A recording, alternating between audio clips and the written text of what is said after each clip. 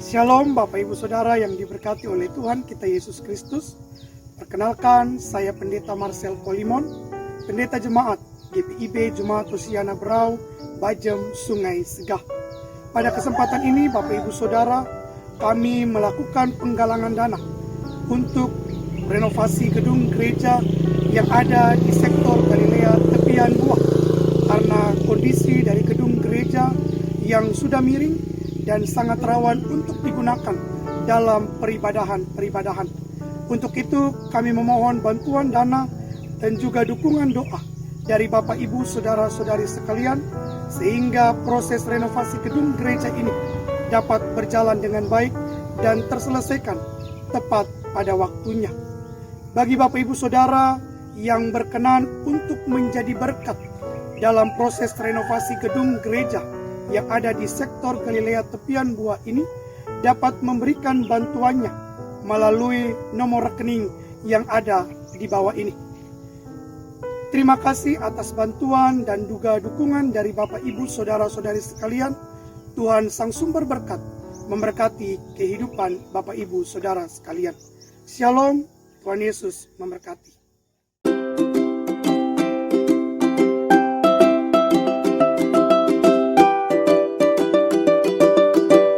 Salam sejahtera, selamat pagi untuk kita semua, Bapak Ibu dan saudara-saudara, opa, oma, anak cucu yang diberkati dan dikasihi oleh Tuhan Yesus Kristus. Kita berjumpa lagi dalam Morning Call GPIB bersama saya Pendeta Roberto Wagi. Bapak Ibu dan saudara-saudara, opa, oma, anak cucu yang diberkati dan dikasihi oleh Tuhan Yesus Kristus, seperti biasa, sebelum kita memulaikan seluruh aktivitas kerja dan pelayanan kita pada hari ini, maka sebagai orang percaya kita senantiasa memulainya di dalam terang firman Tuhan. Untuk itu saya mengajak kita semua untuk menyiapkan hati dan pikiran kita. Kita akan bersama-sama mendengarkan firman Tuhan. Bacaan Alkitab pada pagi hari ini terambil dari kitab Rut pasal 1 ayat 6 sampai dengan ayatnya yang ke-10.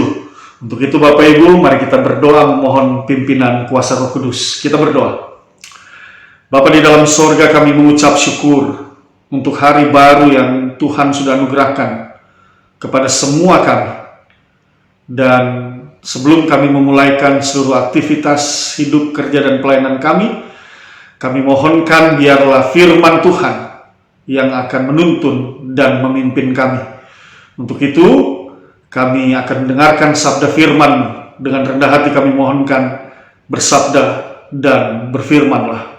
Kuasai kami dan tuntunlah kami di dalam kuasa Roh-Mu yang kudus, sehingga kami boleh mengerti dan memahami setiap firman yang diberitakan. Demi Kristus Yesus Tuhan dan Juru Selamat kami berdoa kepada Bapa di sorga. Amin. Bapak Ibu, mari kita lihat bersama kitab Perjanjian Lama, Rut pasal 1 ayat 6 sampai dengan yang ke-10. Mari kita baca bersama-sama, kita mulai dari ayatnya yang ke-6.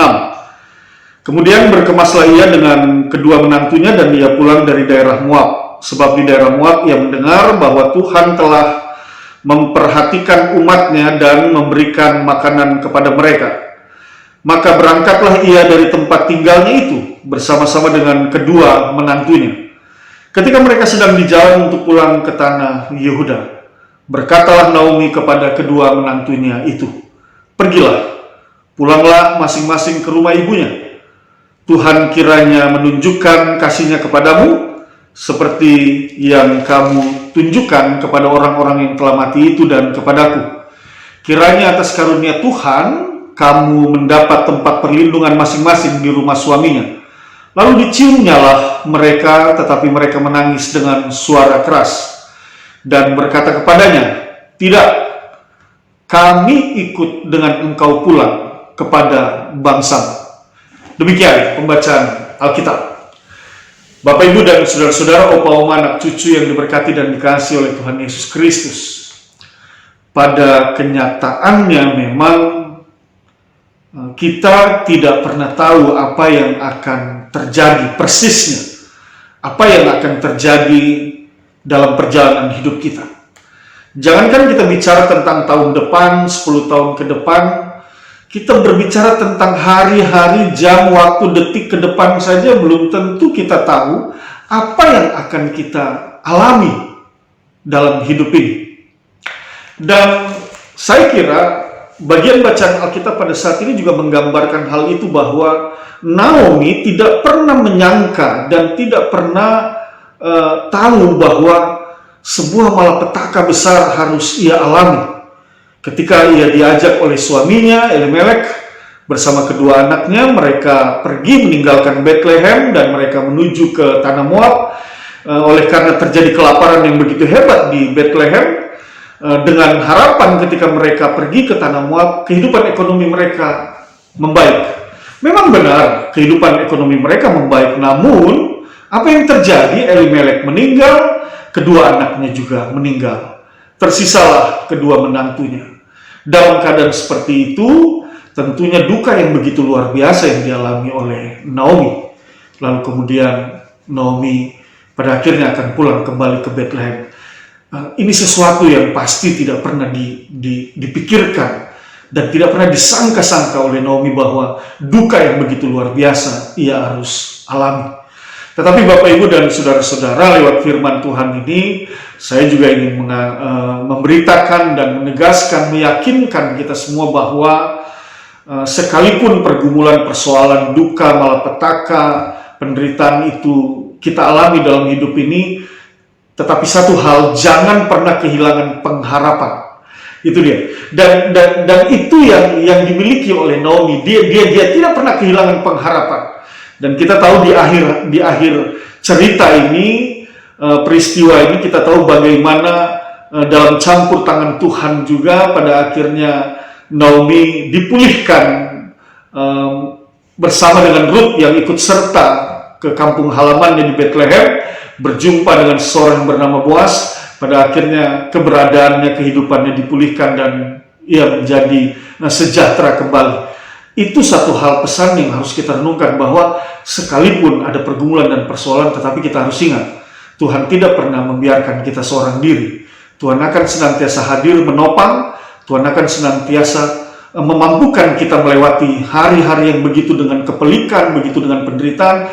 Tetapi satu hal, ketika kita tidak kehilangan iman dan pengharapan di akhir hari, kita harus percaya Tuhan akan memulihkan keadaan kita. Damai sejahtera Tuhan pasti akan kita alami. Bapak Ibu dan saudara-saudara, kaum anak cucu yang diberkati, itu hal yang pertama yang mau kita renungkan. Hal yang kedua dalam bacaan ini yang menarik adalah ketika Ruth akan pulang ke Bethlehem, dia menyuruh kedua menantunya untuk segera meninggalkan dia dan kembali ke kampung halaman mereka masing-masing.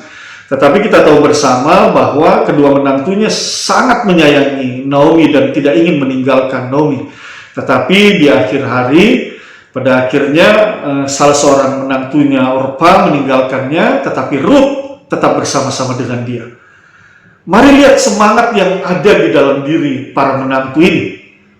Mereka bukan hanya ingin bersama-sama dengan Naomi ketika Naomi itu dalam keadaan sejahtera, dalam keadaan yang baik. Tidak. Bukan hanya dalam keadaan yang baik mereka mau bersama-sama dengan Naomi.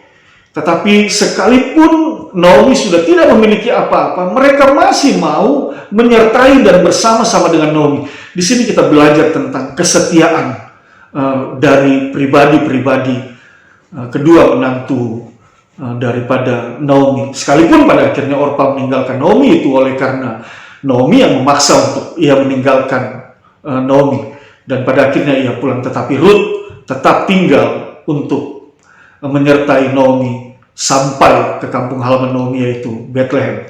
Di sini kita belajar tentang kesetiaan yang kita bangun di dalam hidup kita sebagaimana Ruth. Bukan saja ketika Naomi dalam keadaan sejahtera ia mau bersama, tetapi dalam keadaan susah pun ia mau bersama. Hal ini juga yang harusnya terlihat dalam hidup kita. Jangan hanya dalam keadaan senang saja kita mau bergaul, kita mau bersama-sama dengan orang-orang yang ada di sekitar kita dan yang Tuhan izinkan untuk kita berjumpa.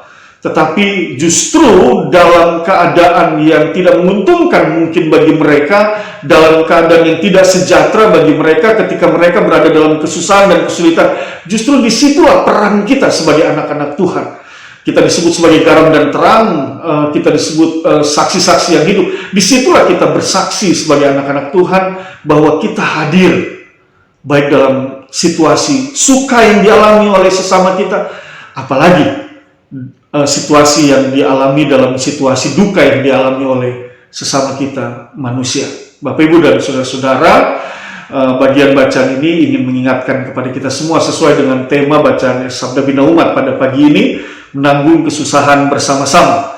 Kalau hari ini engkau melihat ada sesama anggota jemaatmu, sektormu, ataupun tetanggamu, bukan saja mereka yang seiman denganmu, yang mungkin juga tidak seiman denganmu, tetapi ketika engkau melihat ada orang yang kesulitan, ada orang yang kesusahan, engkau harus melihat disitulah kesempatan dirimu diberikan oleh Tuhan Allahmu untuk bersaksi sebagai anak-anak Tuhan. Berikan berkat-Mu bagi mereka, berbagi dengan mereka, tanggung kesusahan mereka bersama-sama, sehingga mereka dapat melihat kehadiran-Mu itu benar-benar mendatangkan sukacita, kehadiran-Mu itu mendatangkan damai sejahtera. Engkau benar-benar menjadi garam dan terang bagi orang yang membutuhkan. Bapak, Ibu, dan saudara-saudara, mari kita pikirkan dan renungkan apakah dalam hidup ini kita sudah pernah mengambil satu sikap untuk menanggung kesusahan sesama kita bersama-sama, mengambil bagian untuk mensejahterakan orang yang dalam keadaan tidak sejahtera. Sudahkah itu kita lakukan? Catatan kritis buat kita adalah pada realitasnya seringkali orang berorientasi pada diri, hanya memikirkan diri sendiri, hanya memikirkan keluarganya. Mungkin orang akan katakan bahwa jelas dong, keluarga saya harus yang pertama, kepentingan kami harus yang pertama. Bapak, Ibu, dan saudara-saudara, kalau kita hidup dalam pemikiran yang seperti ini, kira-kira apakah ini yang dikehendaki oleh Allah? Saya pikir kita masih dalam minggu-minggu sesudah Paskah, dan ketika kita merenungkan karya Kristus, Kristus tidak hanya memikirkan dirinya sendiri. Kalau dia hanya memikirkan dirinya sendiri, dia bisa tinggalkan cawan penderitaan itu ketika ia bergumul di Taman Getsemani. Tetapi ia tahu bahwa dia hidup bukan untuk dirinya sendiri, tetapi Bapanya mengutus ia menjalani hidupnya untuk menanggung dosa-dosa manusia, menanggung kesusahan manusia. Hal ini mau mengajarkan kepada kita bahwa Kristus tidak berpikir untuk diri sendiri, dan kita pun diajak untuk jangan memikirkan diri kita sendiri atau hanya keluarga kita sendiri, tetapi biarlah diri kita, biarlah keluarga kita Tuhan pakai untuk menjadi berkat bagi sesama kita. Agar apa? Sekali lagi, dalam segala perbuatanmu, dalam segala sikapmu, tutur katamu, pikiranmu, ketika engkau hadir, engkau menjadi garam, engkau menjadi terang, dan engkau meringankan beban-beban saudaramu, maka lihatlah nama Tuhan akan ditinggikan dan dimuliakan. Itu yang harus kita pegang, Bapak, Ibu, dan saudara-saudara, opa, oma, anak cucu, yang harus kita pegang dan yang harus kita lakukan dan kita kerjakan, agar sekali lagi di atas semua karya kita, Tuhan ditinggikan dan Tuhan dimuliakan. Oleh sebab itu, Bapak, Ibu, mari memulai seluruh aktivitasmu hari ini, dan selamat bersaksi, selamat menanggung kesusahan sesamamu bersama-sama, dan selamat menjadi berkat bagi orang lain. Tuhan memberkati kita semua. Mari kita berdoa. Bapa di dalam sorga, kami mengucap syukur dan berterima kasih untuk firman yang telah kami dengar saat ini. Biarlah firman ini tersemaikan dalam hati dan pikiran kami, bertumbuh dalam kuasa Roh-Mu yang kudus, dan hari lepas hari kami boleh mengerjakan dan melakukannya untuk kemuliaan nama Tuhan. Berkati setiap keluarga, berkati setiap rumah tangga. Kalau ada yang sakit, dalam nama Tuhan Yesus, Tuhan sembuhkan mereka. Kalau ada yang berkesusahan, pakai anak-anak Tuhan menjadi saluran berkat Tuhan.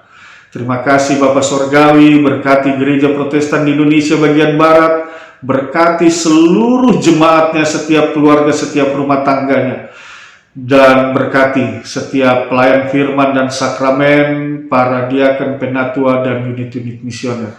Terima kasih Bapa untuk semua kasih setiamu. Demi Kristus Yesus Tuhan dan Juru Selamat, kami berdoa kepada Bapa di sorga. Amin.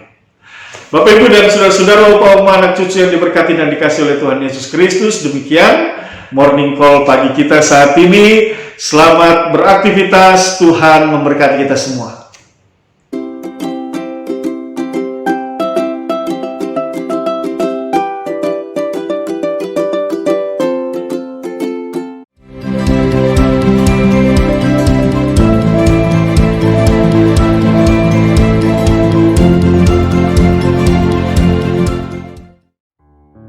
Shalom Bapak Ibu Saudara yang diberkati oleh Tuhan kita Yesus Kristus.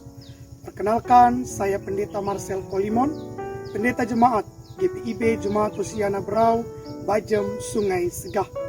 Pada kesempatan ini Bapak Ibu Saudara, kami melakukan penggalangan dana untuk renovasi gedung gereja yang ada di sektor Galilea Tepian Buah, karena kondisi dari gedung gereja yang sudah miring dan sangat rawan untuk digunakan dalam peribadahan.